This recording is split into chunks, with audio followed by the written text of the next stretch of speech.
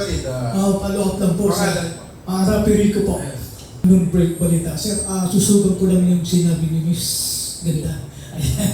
And sir, kasi kanina, meron po kasi mga kapulisan talaga na mabababa ang kanilang rango na yung the time ng HJK po sa kayong tukhang, maraming nadamay na mabababa ang rango na hanggang sa ngayon ay nakakulong pa rin.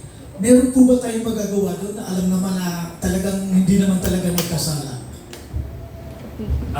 Yan po. May karapatan po nilang napakaganda rin po yung tanong mo na yan.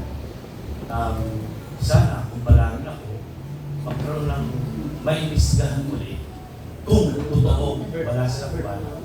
Huwag mo pong kalimutan ko yan kasi gusto mo ma-accountin yung walang kasalanan talaga na nakakulong para mabigyan ng justisya. At sana magkaroon po tayo ng sapat na lakas, otoridad at power to reopen or to help them na maimbestigahan dahil kung wala namang kasalanan, they deserve to be acquitted. Honestly, sir, talagang may kakilala kasi kaming gano'n. Oo. Na pulis na mababalang ang kanyang rango bilang pagtupad sa tungkulin lang, nagdamay na hanggang ngayon nakakulong pa, kawawa po ang pamilya kasi. Oo. Sana po, sir, malapitan namin kayo sa darating na. Punta po ako sa show. Oo. Or kung papalagin. Kapag Sir,